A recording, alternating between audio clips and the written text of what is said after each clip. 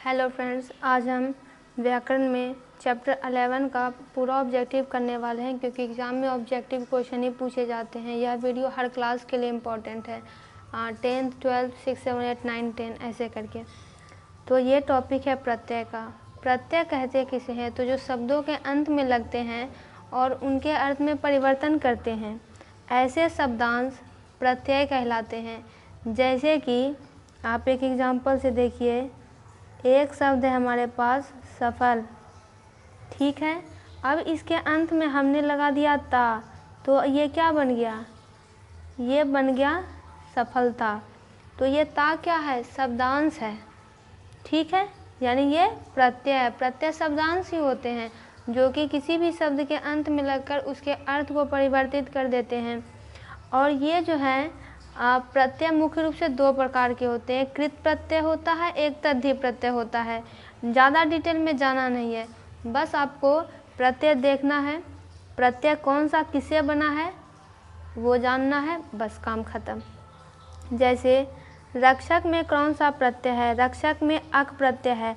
अक प्रत्यय लगा है तब जाकर ये रक्षक बना है। नकलची शब्द में कौन सा प्रत्यय है? तो इसमें ची प्रत्यय है। महिमा शब्द में कौन सा प्रत्यय है? तो ईमा प्रत्यय है।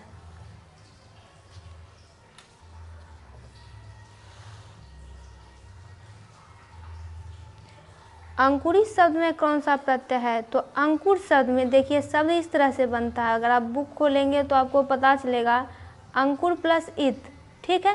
शब्द ऐसे ही बने होते हैं। ये अंकुर प्लस इत पड़ा बना है तब जाके ये अंकुरित बना है, यानी कि प्रत्यय कौन हो गया? इत प्रत्यय हो गया। हास्यास्पद शब्द में प्रत्यय है आस्पद। पढ़ने वाला शब्द में कौन सा प्रत्यय है? इसमें वाला प्रत्यय है। कौरव शब्द में कौन सा प्रत्यय है? कौरव शब्द में अप्रत्यय है। फलित शब्द में कौन सा प्रत्यय है? तो ये भी इसी तरह से बना है। ये शब्द फल प्लस इत तब जाके बना है फलित। तो इत जो है शब्द के लास्ट में लगा, ये शब्दांश है, और इत एक प्रत्यय है, तो ये हो गया इत प्रत्यय। फलित में इत प्रत्यय है। आनंदित में कौन सा प्रत्यय है? इत प्रत्यय है। सेम केस, आनंद प्लस इत तब जाके बना है आनंदित, तो इसमें इत प्रत्यय है। चतुराई में कौन सा प्रत्यय है? चतुराई में चतुर प्लस आई ऐसे बना है, चतुर प्लस आई, ठीक है। तो ये बना है चतुराई। और आई का मतलब होता है, अब मतलब हमें वैसे जानना नहीं है, बस इससे बने शब्द, जैसे इस तरह से लड़ाई, चढ़ाई, लिखाई, पढ़ाई, तो इसमें आई प्रत्यय से ही शब्द बने होते हैं। फिर है दर्शनीय, तो दर्शन प्लस अनिय, दर्शन प्लस यह तब जाके ये बना है दर्शनीय। वंदना शब्द में अना प्रत्यय है। वंदन प्लस अना तब जाके ये बना है वंदना। संज्ञा, सर्वनाम और विशेषण के अंत में लगने वाले प्रत्यय को क्या कहते हैं? इसे कहते हैं तद्धित प्रत्यय। आपको याद रखना है। जैसे कि आप इसके कुछ एग्जाम्पल देखिए, यह है गुजरात, ठीक है, और प्लस दुर्गई, तो ये क्या बन जाएगा? गुजराती, ठीक है।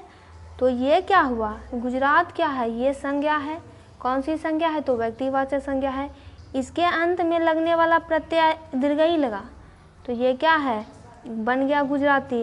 यानी इसके अंत में प्रत्यय जो लगता है वो होता है तद्धित प्रत्यय, और ये दुर्गई है तद्धित प्रत्यय, और ये इसका एक एग्जाम्पल हो गया।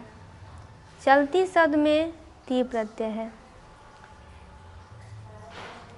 रंगीला शब्द में ईला प्रत्यय है। होनहार शब्द में हार प्रत्यय है। होन प्लस हार हो गया होनहार।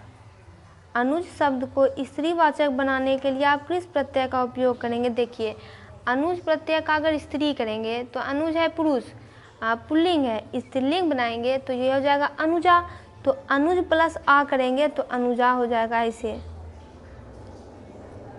अनुज प्लस आ तो ये हो जाएगा अनुजा।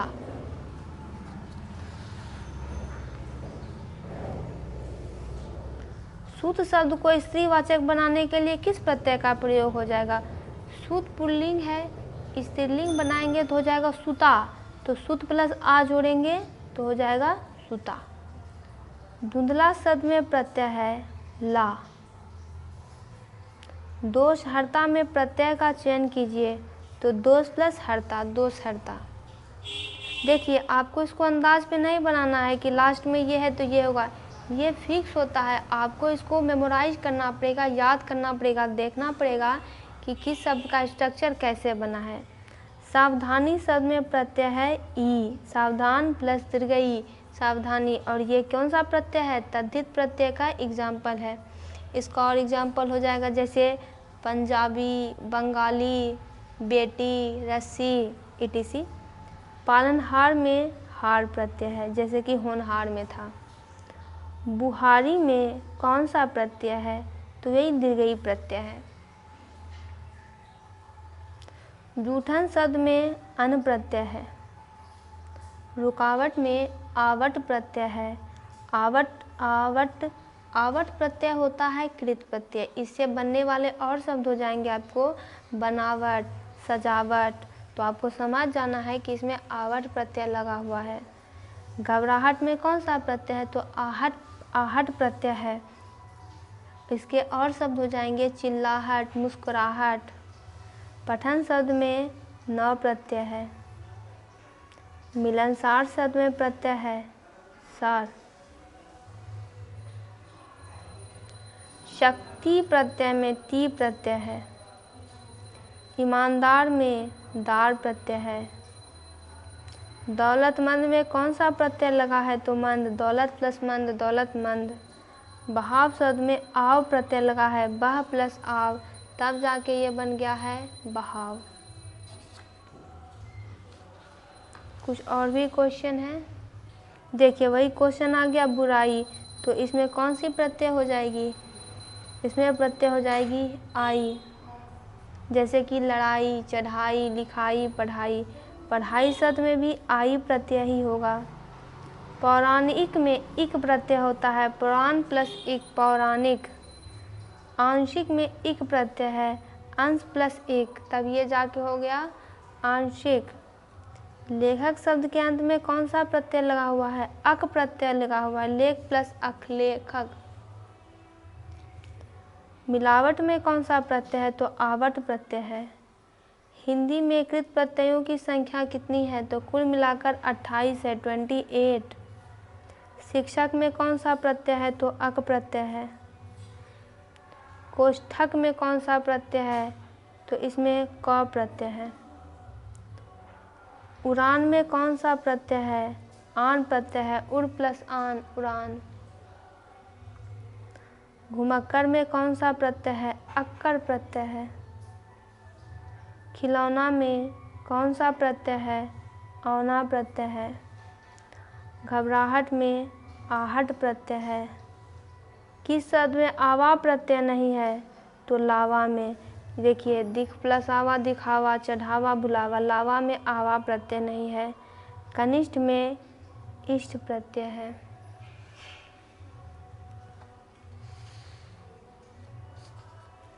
चचेरा में एरा प्रत्यय है।